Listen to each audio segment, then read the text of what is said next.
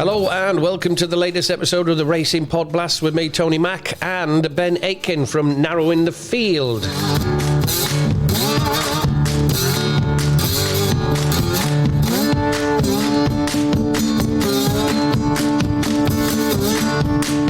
We're off to York this week, covering 3 races on the 4th and final day of the 2024 York Ebor Festival, including the big race itself coming up, the Ebor Handicap.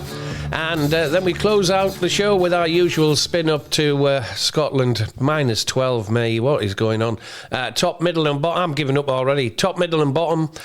Racing first though. Welcome along, Ben. And off to York we go with the first of our 3 races under analysis. The Strensall Stakes due off at 150. Ben, can you start us off with that one? Yeah, I can, mate. Morning. Strensall Stakes first for us. 3 that are of potential interest for me in this. Infajar, Phantom Flight and Haunted Dream. Infajar, he's been progressing, eye-catching well on handicap coming into the season, winning twice, including the John Smith Cup here at York, and then only just failing to land the Chesterfield Cup at Glorious Goodwood off a mark of 105 last time out. No surprise to see them try him in group company now. He looks a much better horse over the 1 mile 2 furlong trips he's contested this season. I don't think the step back a furlong here should inconvenience him. He's a smooth traveller. Should be fine at the slightly shorter trip. And my one concern for him is that Roger Varian has saddled 32 runners at group level who ran in a handicap last time out and didn't win their race. None of them won when stepping up to a group race on their next start. Minor niggle, but a niggle all the same. I like Infajar, just that little niggle there about handicap to group company for the Varian runners. Phantom Flight, he also steps back in trip for this. He ran over 1 mile 4 last time out at Glorious Goodwood. He wasn't beaten far in the third there, but something about the run hinted that he probably didn't quite stay the longer trip. And this step back in trip looks a smart move. May well get an uncontested lead off the front end here, which is a definite positive, as the track has been playing to the strengths of prominent runners this week. He also gets his prime conditions here, trips of 1 mile to 1 mile 2.5 furlongs on a left-handed or straight track, where he has 4 wins and 2 seconds from 8 starts. So plenty positives for Phantom Flight in this. Haunted Dream, the other on my shortlist, he was a cosy winner of the 1 mile 1 conditions stakes race at Glorious Goodwood last time out. He tackles group company in the UK for the first time here. All his wins have come under similar conditions to what he faces on Saturday. 1 mile 1 to 1 mile 4 round a left or right-handed bend and fields of 11 or less, where he has 6 wins and a second from 9 starts. So Haunted Dream could go well at a price, but of the 3 on that shortlist, it would be Phantom Flight that is interesting me the most. He won the 1 mile 2 handicap at this meeting 2 years ago, and he could be hard to peg back if Callum Shepherd can get him into an easy lead. So Phantom Flight for me. Tony, what have you got in the Strensall Stakes? I'm looking at a Dutch, possible Dutch selection here, Ben. I'll wait till post down to see what the prices are like. See the Fire for Andrew Baldwin and Sheen Murphy in the saddle. See the Fire, a filly by See the Stars, appear to be coming to hand in a 4th race of the season, when 2nd of 9 beating a neck in the Group 1 Nassau Stakes at Goodwood. I thought that was a good effort. And also Ali Anabi for the Shadwell, in the Shadwell colours. Owen Burrows trains Jim Crowley in the saddle, of course, for Shadwell. Ali Nabi not beaten far in a couple of Group 1 contests at Newmarket and the St James's Palace Stakes at Royal Ascot. 2 3/4 lengths behind Phantom Flight last time out, who will be, I'm totally with you on Phantom Flight. I think he's far too big at around 11 to 1 at the minute. Ridiculous price. I don't know why is that. He has finished behind Alasay, Arcee rather, in his last 4 starts, including a couple of occasions this season. Arcee won a Group 3 comfortably on Saturday. Now Phantom Flight could lead and could have a few of these in trouble as well as they head for home on the Knavesmire, and I can see him finishing in the first 3 here. It's 9 runners go to post. So I'll be possibly See the Fire, Ali Nabi on a Dutch there, but I'm very much in the Phantom Flight corner. Phantom Flight each way in that race, the 150. The Strensall Stakes. On to the 3 o'clock. We'll jump to the 3 o'clock. City of York Stakes, Group 2, over 7 furlongs, Ben. Yep, audience had the market for this at around 7-4, but I personally think he's a much better horse off breaks of 42 days or more. He runs here off a break of 25 days. When you look at him returning off breaks of less than 42 days, he is 0 from 8, placing only 3 times. Off breaks of 42 days or more, he is 5 wins in 2 seconds from 7 starts. If he proves me wrong here, then fine, I'm not going to cry about missing like a 7-4 winner, but I'm more than happy to be against audience. The 2 obvious ones to take him on with are the next 2 in the market, Kinross and Lake Forest. Kinross won the last 2 renewals of this, should run his race again this year. He's got some strong form under the conditions he meets with here, 7 furlongs to a mile at grade 2, Group 2 level or below, and off breaks of 14 days or more, where he is 8 wins and 3 placed efforts from 11 starts. And you'd like to think Ross Orion won't have him as far back here as he did at Goodwood last time out. So I can see Kinross going well once again in this race. And Lake Forest steps up to 7 furlongs for the first time here. And he brings some top-class sprinting form to the table, notably a second behind Inisherin in the Commonwealth Cup at Royal Ascot. He backed it up with a closing second in the Hackwood Stakes in Newbury last month. Both those runs suggested that he may well benefit for going over a longer trip. He landed a gimcrack at this meeting last year, so we know he handles the track, and we know he's more than capable at group level, and he is the one I'm going to side with here, Lake Forest. He's favoured at the weights with all bar audience. Hopefully I'm right about that one being better off longer breaks, and hopefully Lake Forest is the one to take advantage of that. So Lake Forest for me in the City of York Stakes. Tony, what have you got? Yeah, I like Lake Forest, winner for Connections at the third attempt, winning Epsom 7 furlong contest on good to soft ground last month.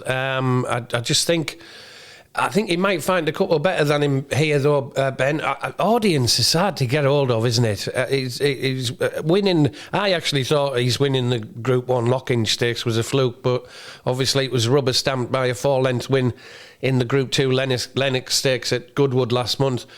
I do like Kinross, not disgraced in 3 starts this season. He was too far back on his last race. Beaten favourite in the Group 2 Lennox Stakes at Goodwood last month behind Audience and Art Power. Should have been a ring each way for me.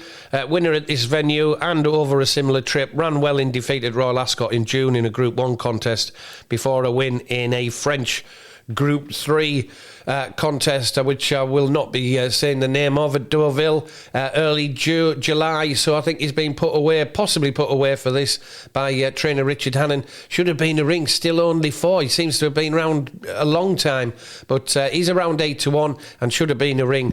Will be an each-way player for me in that one, in the City of York Stakes, off at 3 o'clock. On to the big one. Here we go. The Ebor. 3:35 Ebor Handicap, Class 2 Handicap over 1 mile and 6 furlongs. Yeah, Ebor Handicap. I'll start with a little bit on the draw for this one. Despite it being a staying handicap over 1 mile 6, there are some interesting draw stats to factor into things. Looking at the last 12 renewals, splitting the draw into quarters, you see that quarter 1 of the draw, so stalls 1 to 5 this year, I've only produced the 1 winner. Take it back to the last 26 renewals and you only get an additional 2 winners. So only 3 of the last 26 Ebor winners broke from quarter 1 of the draw. It's not an impossible place to be breaking from, but it has proven difficult. If you split the draw in half, you see that 8 of the last 26 winners came from the bottom half of the draw, and 18 have come from the top half of the draw. So 2/3 of the last 26 Ebor winners broke from the top half of the draw. It's been a slight negative to be drawn in quarter 1 and a positive to be drawn in the top half, quarters 3 and 4. So well worth keeping those draw stats in mind for the Ebor. As for a shortlist this year, I've loosely narrowed things down to Epic Poet, Naquib, Relentless Voyager, Chillingham and Fairbanks. Epic Poet is yet to win in 6 starts since moving from France. But the switch to David O'Mara from Marty Mead as his first 3 UK starts does seem to have sparked him up plenty. His second in the Duke of Edinburgh at Royal Ascot looks particularly tasty. The winner, Crystal Black, came out and won a Group 3 by 5 lengths on his next start. And the third, Ziggy, has finished first and second on his next two starts. Ziggy also runs in the Ebor. And there's a £5 swing in favour of Epic Poet here compared to Ascot Meeting. Epic Poet was last seen finishing strongly in the John Smith Cup at York over 1 mile 2.5. That run is even better than the bare form suggests, as he was drawn wide that day and didn't get a clear run at around the 2 furlong pole. So I definitely see the appeal for Epic Poet. And Fairbanks is the other currently high in my thoughts. He just failed to land the Summer Cup at Glorious Goodwood last time out, going down by only a neck to the unexposed 3-year-old Align the Stars, who Fairbanks was trying to give almost a stone to. He lost nothing in defeat that day, and he gets his prime conditions to attack again here. Handicaps over 1 mile 4 or further, good to soft or quicker, or the all-weather, and a break of 30 years or less, where he is 5 wins and 2 places from 8 starts. So Epic Poet and Fairbanks are the two at the head of my thinking for the Ebor right now, Tony. I think both have plenty going for them. What do you think? What's your Ebor fancies this year? Big, I've got a massive, shortlist, as you'd expect, mate. I do like Nakib, distance winner previously, second of 10 beaten, ahead on later start at Newbury last month behind Temporize off a £2 lower mark. Crystal Delight, I like, winner at this venue in May in a kind of qualifying race for the eBay off an £8 lower mark before being well held in a 31k listed contest at Newmarket in June. Yashin is a massive price if you fancy one at a massive price. He's had a wind up since finishing 11th of 20, beating 12 lengths behind one smooth operator in the Northumberland Plate at Newcastle back in June. And talking of smooth operator, solid and consistent in a number of starts since the turn of the year on an all-weather service before winning the 81k Northumberland Plate in June. I think he's worth a go at this one at the Ebor to double up. Brian Ellison, of course, has had a winner of the Ebor a few years ago. Burdett Road, winner of Triumph Hurdle Trial at Cheltenham in November. Last seen at Ascot, finishing 5th of 8 runners last month. It could be worth noting in the betting if any money for Burdett Road is worth keeping an eye on tomorrow. And Ziggy, consistent since the Derby meeting, 2nd of 14 there. He was 3rd of 19, beaten 2.5 lengths in the Duke of Edinburgh at Royal Ascot before a win at this venue last month. I'll be going for Ziggy at around 16 to 1 and Burdett Road at around 12 to 1 and possibly a little smaller bet on Nakib as well at around 10 to 1. But it promises to be an eventful race. None of us mentioning Queenstown, mate. No, it's not really appearing on my radar. No, me neither, no. And it's a big weight as well for the Ebor. 911's a big weight for the Ebor. Yeah, not many win off the high weights. So, yeah, I'll have a closer look at them when I'm pulling my guide together, but I probably won't be playing them. No. I wouldn't think. Just somebody was making a note of very little Coolmore, Ballydoyle have geldings, but this Queenstown's a gelding and they still have him, which is interesting. It's interesting, but they must think he's got something in him. I suppose. Yeah, be interesting to see, but as I say, it's not for me at that carrying 911, no chance. And of course, James Doyle's not the apple of everybody's eye anymore anyway. So on to top, middle and bottom. Oh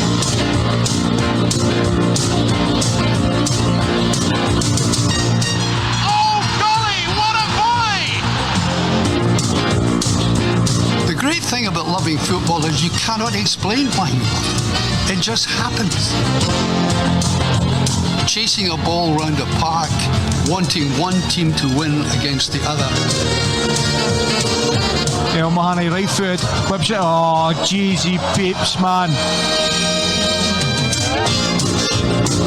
Top, middle and bottom, it's time for round 4. Top, middle, take it away, Ben. I don't want to say anything. Just the one winner last week. Tony, for you. Dodgy Dumbarton sunk you a 95th minute equaliser.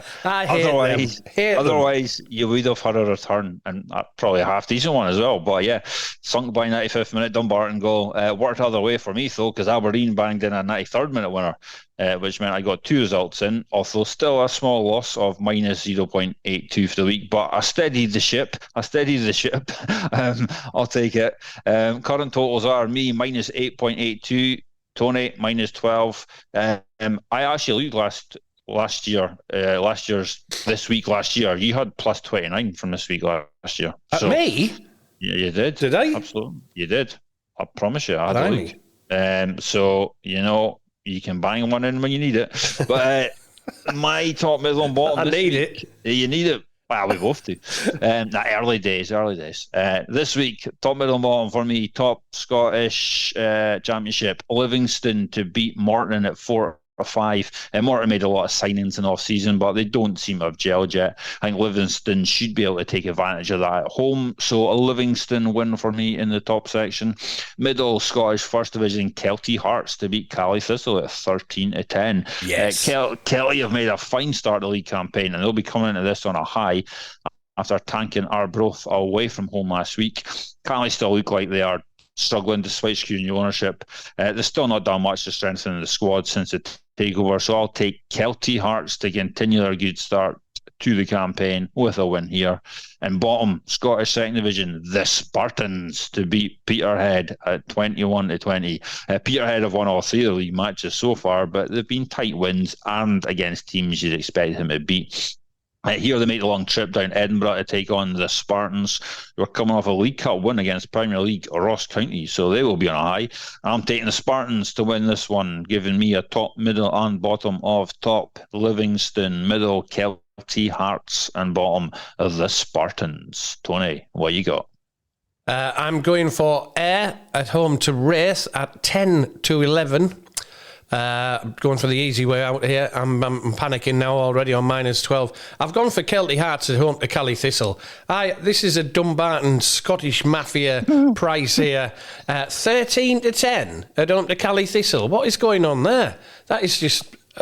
I just don't get it. Kelty Hearts are the leading scorers in the first. Obviously, start of season played 3 games, but they've scored 6 goals. They're at home to Cally Thistle, who appear to be in disarray at the moment. So 13-10 is just. It's well dodgy. That's set up for a Cally Thistle win, isn't it? And East 5 away at Stirling Albion. Is it Stirling Albion still? Is it away at Stirling at 6-4? East 5 away at Stirling 6-4 for that one. Kelty Hearts at home to Cally Thistle 13-10 and 10-11 Ayr at home to Race. Many thanks for listening to the latest edition of the Racing PodBlast. Is this the 100th one, mate? I think so, is it? This is our 100th, isn't it? I think. We'll have to check. We'll check. Very best luck with with your bets on the final day of the Ebor meeting at York. If you're up nice and early in the mornings during the week, you can catch my breakfast show on 3B's Radio. 3B's Radio Bridlington and over on 3bsradio.com, and it's also available on an Apple app and also Alexa. And you can catch more from Ben over on narrowingthefield.co.uk. Big thanks for listening this week. Have a great bank holiday weekend, everyone, and we'll see you all next week. Cheers, Ben. Cheers, Tony.